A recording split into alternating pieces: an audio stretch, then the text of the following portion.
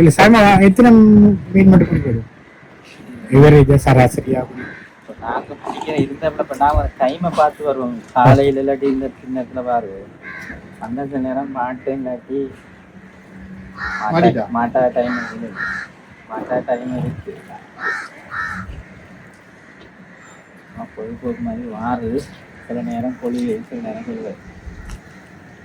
நீங்கள் அந்த இதுக்கு வத்தலம் கொண்டு போனா தான் அதுதான் அந்த மோயக்கட்டைன்னு சொல்ற. சிறு கடலும் பெருகடலும் சங்கமிக்கும் இடம். வத்தலம் கொண்டு குதிரைமலை கிட்ட அதுல நல்ல மீன் மாட்டு வேணா அங்க பெரிய மீன் இருக்கு.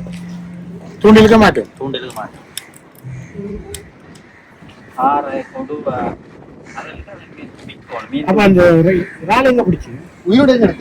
நாங்க கூட்டு விளையாண்டுக்கு தானே அதுல வருவாங்க. வரைக்கும் நாங்க வெள்ளனையை போயிட்டு வேண்டிட்டு கேன்ல போட்டு கட்டி வச்சிருவோம். இப்ப இது ஒரு 2 நாளைக்கு நாங்க வச்சு கட்டி வச்சிருக்கலாம் தண்ணியில போட்டு. அது சும்மா கிடக்க முடியும். இந்த கிணக்கு ஒரு ஆளா இருக்கு கால் கிடக்காது.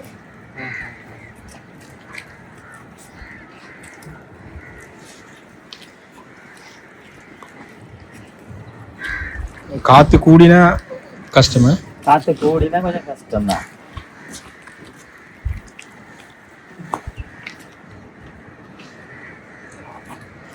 இந்த போட்டுகள்ல போறாங்களுக்கு எப்படி மீன்?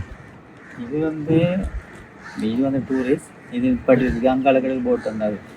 அதில் வந்து 45 நாள் 50 நாள்னு கடல் நிற்கும். ஆழ்கடல் நிற்குது. இப்போ அது போனாண்டா இப்போ ஒரு 10 நாள் தான் தொழில். மற்றது வந்து போகிற டைம் தான் அவ்வளோ நாள். 17 நாள் 18 நாள் ஆகும் போகிறதுக்கு மட்டும். ஏன்னா அந்த மீன் இருக்கிற ஏரியா போகிறதுக்கு. எத்தனை கிலோமீட்டர் போறது? நியாயமான ஆழ்கடலுக்கு போவாங்க. இந்த கடல் நீங்க சொல்லி சர்வதேச எல்லைக்கு போவாங்க. அங்கத்தான் மீன்கள் வந்து புழக்கம் கூட. அங்க 17 நாள் 18 நாள் போகும். அதுக்கப்புறம் அங்க போயிட்டு ஒரு 1 வீக் ஒரு 10 நாள் ஒரு கிழமைக்கு அதுதான் தொழில் செய்வார். தொழில் செஞ்சோன்னா அந்த மீன் தாராளமாக கிடைச்சிடும். அதோட திரும்பி வாரத்துக்கு 15 நாள் இல்ல. அதுல இப்போ போக போக மீன் அளவு குறைஞ்சு கொண்டு வருதுன்னு அப்படி இருக்குது. அப்படி கூடுதா? எப்போ முறைகள் தட்டுப்பாடு இல்லை. தட்டுப்பாடு நீங்களே பிடிச்சாங்க. என்ன உரங்கள் கூடத்தானே, தொழில்துறைகள் கூட. இப்போ சாதாரணமாக இப்போ அந்த ஞாயிற்றுக்கிழமையிலாம் அந்த சில போட்டுகள் நிற்கிது. இப்போ வளமையான ஞாயிற்றுக்கிழமையில இதெல்லாம் நிற்க மாட்டாங்க. கடல் ஃபுல்லாக வெறிச்சு ஒழிக்க கிடக்கும். ஒன்றுமே இருக்க மாட்டாங்க. தொழிலுக்கே போக மாட்டாங்க. இப்போ ஞாயிற்றுக்கிழமை இல்லை. அப்போ ஒரு அக்கட சூழ்நிலைகள் அதனால துறங்கள் எல்லாம் கூடிக்குது. கடல்ல வலை வைக்கிறது கூட இடம் இல்லை.